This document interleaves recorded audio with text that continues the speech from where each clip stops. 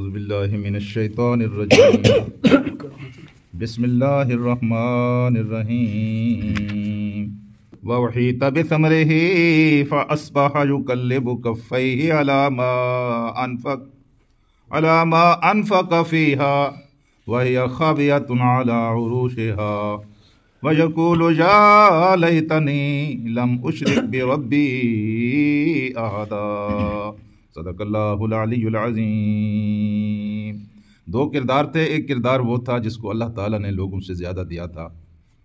لیکن اس کو وہ اللہ تبارک و تعالیٰ کی عطا اور مہربانی سمجھنے کی بجائے اپنی قابلیت اور اپنے کمال کا نتیجہ سمجھ رہا تھا۔ دوسرا کردار تھا جس کو اللہ تعالیٰ نے کم دیا تھا، لیکن وہ اللہ تبارک و تعالیٰ کے دیے ہوئے پر راضی تھا اور اللہ سے یہ توقع لگا رہا تھا کہ اللہ اس کے دن پھیرے گا اور اس کو بھی عطا کرے گا۔ ان دونوں کرداروں میں ہمارے نقطۂ نظر سے پہلا کردار برا کردار ہے، اچھا کردار نہیں ہے، ہم اس کو پسند نہیں کرتے، لیکن معاف کیجئے گا کہ ہم پہلے کردار کے لوگ ہیں۔ تقریباً نعمتیں پا کر اللہ تبارک و تعالیٰ کا شکر ادا نہیں کرتے، جس طرح اس کا شکر ادا کرنا چاہیے اس طرح اس کا شکر ادا نہیں کرتے۔ اللہ سے ہم نے بگاڑ کر رکھی ہوئی ہے، اللہ سب کچھ دے رہا ہے لیکن ہم اس کا حق ادا نہیں کر رہے ہیں، اس پر ہم تنقید تو کرتے ہیں لیکن ہمارا اپنا کردار پہلے کردار سے ملتا جلتا کردار ہے۔ کوئی چیز ہمیں حاصل ہو جاتی ہے تو ہم سمجھتے ہیں یہ ہماری اپنی قابلیت، ہماری اپنی محنت، ہماری اپنی کمائی، ہمارے اپنا کمال، ہمارا اپنا کسب، یا کہتے ہیں ہمارے باپ دادا کی کمائی، ان کی لیاقت، ان کی مہربانی، ان کی محنت۔ ہم کبھی بھی یہ ٹھہر کر نہیں سوچتے کہ جو کچھ عطا ہوا ہے یہ اللہ تعالیٰ کی طرف سے عطا ہوا ہے۔ تو میرے عزیز دوستو، کردار پہلے والا اچھا نہیں ہے، کردار دوسرے والا اچھا ہے۔ اس کردار کو اپنانے کی ضرورت ہے۔ اللہ پاک نے جتنا کچھ آپ کو دیا ہے زبردست ہے، بہت سوں سے آپ اچھے ہیں، بہت سوں سے آپ بہتر ہیں۔ اس کے اوپر راضی رہنا، اس کے اوپر مطمئن رہنا، اس کے اوپر اللہ کا شکر ادا کرتے رہنا، یہ آپ کے لیے زیادہ موزوں ہے۔ ورنہ آج آپ دیکھیں گے اور سنیں گے کہ کچھ لوگ ایسے ہوتے ہیں جن کو سمجھ نہیں آتی، ان کو کوئی استاد سمجھائے سمجھ نہیں آتی، کوئی پیر سمجھائے سمجھ نہیں آتی، کوئی قرآن سمجھائے سمجھ نہیں آتی، خدا کا نبی سمجھائے سمجھ نہیں آتی، اللہ کے فرمان سمجھائے سمجھ نہیں آتی، رسول اللہ کے ارشاد سمجھائیں سمجھ نہیں آتی۔ جب تک اس نعمت سے محروم نہیں ہو جاتے ان کو سمجھ نہیں آتی، اس وقت تک ان کو بات سمجھ نہیں آتی۔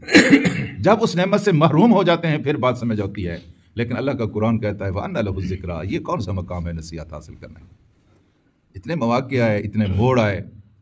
اتنی بار آپ کو سمجھایا گیا، آپ نہیں سمجھے، اب آپ سمجھے گئے، اب آپ سمجھ رہے، اب تو وقت ہی نہیں ہے۔ وَأَنَّ لَهُ الذِّكْرَىٰ، یہ کون سا مقام ہے نصیحت حاصل کرنے کا؟ اب پچھتائے کیا بنے جب چڑیا چگ گئی کھیت، اب تو کچھ بچا ہی نہیں ہے، اب پچھتانے کا کیا فائدہ؟ تو میرے عزیز دوستو، کبھی کبھی اللہ تبارک و تعالیٰ دنیا میں بھی پکڑ لیتا ہے اور خوب پکڑتا ہے۔ آج بالکل جس خوفناک انجام سے اس اللہ کے بندے نے اپنے بھائی کو ڈرایا تھا، آج وہ انجام اس متکبر اور مغرور انسان کی آنکھوں کے سامنے آ گیا۔ کیسا انجام ہے؟ وَوَحِيطَ بِثَمَرِهِ، اللہ تبارک و تعالیٰ نے گھیر لیا اس کی کھیتی کو، اس کے پھلوں کو، اس کی کمائی کو، جو کچھ اس نے کمایا تھا جس کو وہ لازوال اور لافانی سمجھ رہا تھا، اللہ تبارک و تعالیٰ نے اس کو اپنے گھیرے میں لے لیا، اس کو لپیٹ میں لے لیا۔ اور فَأَصْبَحَ يُقَلِّبُ كَفَّيْهِ مَا أَنفَقَ فِيهَا، صبح جب اٹھا تو اپنے ہاتھوں کو ملتا رہ گیا، ہاتھوں کو ملتا رہ گیا۔ اصبح، جب صبح ہوئی، یقلبو، تو اٹھاتا پلٹاتا رہ گیا، کفائے، اپنی ہتھیلیوں کو، ما انفق فیہا،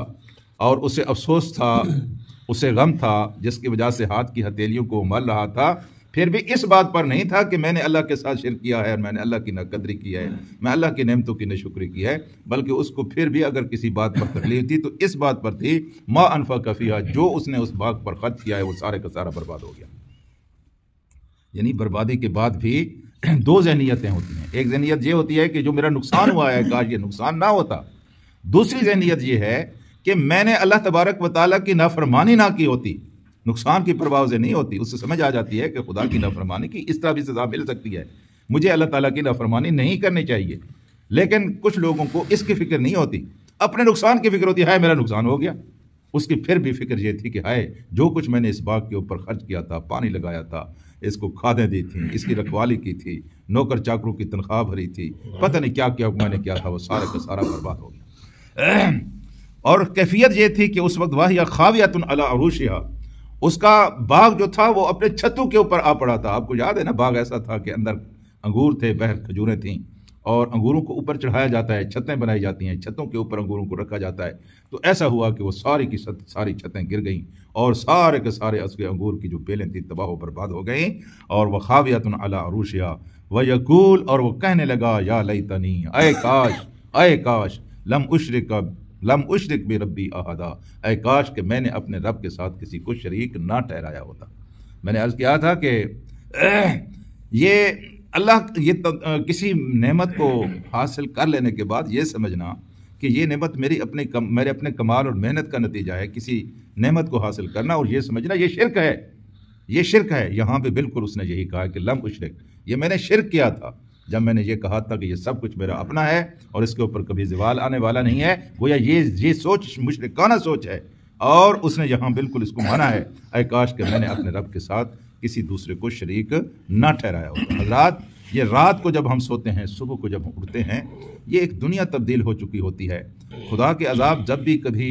بالعموم آئے ہیں، رات کے وقت آئے ہیں، سوئے ہوئے لوگ ہوتے ہیں اور منصوبے بنا کر سوتے ہیں، صبح یہ کریں گے، صبح وہ کریں گے، فطاف علیہ طائف، یہاں تک کہ رات کو ایک اللہ تبارک و تعالیٰ کا طائفہ آیا اور اس نے سارے باغ کو ملیا بیٹ کر دیا۔ جب وہ صبح اٹھے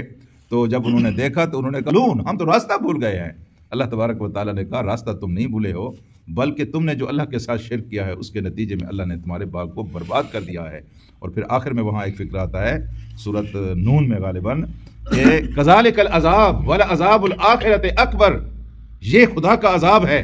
یہ تمہارا باغ ہے تباہ ہو گیا، برباد ہو گیا، اور ولعذاب الآخرۃ اکبر، لیکن آخرت کا عذاب اس سے بھی بڑا عذاب ہے۔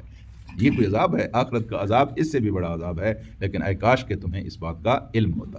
میرے عزیز دوستو، اللہ سے ہر وقت ڈرتے رہنا چاہیے، اللہ جو نعمتیں دیں اس کے اوپر شکر ادا کرتے رہنا چاہیے، اللہ جس حال میں رکھے اس حال پر راضی رہنے کی کوشش کرتے رہنا چاہیے۔ یہی خیر ہے، یہی زندگی گزارنے کی بہترین پالیسی ہے اور یہی بہترین رویہ ہے۔ اللہ سے دعا کرتے ہیں کہ اللہ ہمیں قرآن کے احکامات پر عمل کرنے کی توفیق عطا فرمائے۔ اللہم صلی علی سیدنا و مولانا محمد وعلی آل محمد کما صلیت علی ابراہیم وعلی آل ابراہیم انک حمید مجید۔ اللہم بارک علی محمد وعلی آل محمد کما بارکت علی ابراہیم وعلی آل ابراہیم انک حمید مجید۔ اے اللہ ہمارے گناہوں کو معاف فرما، اللہ پاک ہماری غلطیوں سے درگزر فرما، اللہ دین و دنیا کی بھلائیاں نصیب فرما، اللہ دین و دنیا کے ہر قسم کے نقصان سے محفوظ فرما، اللہ قرآن کو سمجھنے اور اس پر عمل کرنے کی توفیق عطا فرما، اللہ اس قرآن کو دنیا میں ہمارا پیشوا و امام بنا، اللہ قبر میں اس کو ہمارا مونس و غمخوار بنا، اللہ آخرت میں اس کو ہمارا شفیع بنا، اللہ اس کے نظام کو زمین پر نافذ ہوتا ہوا دکھا، اللہ تبارک و تعالیٰ قرضوں اور مرضوں سے نجات نصیب فرما، اللہ ہمارے والدین کی مغفرت فرما، اللہ پاک ہمارے بچوں کو نیک اور صالح بنا، اللہ پاک فلسطین کے مظلوم مسلمانوں کی نصرت و امداد فرما، سعادت کی زندگی عطا فرما، شہادت کی موت نصیب فرما، وصلی اللہ تعالیٰ علی خیر خلقہ محمد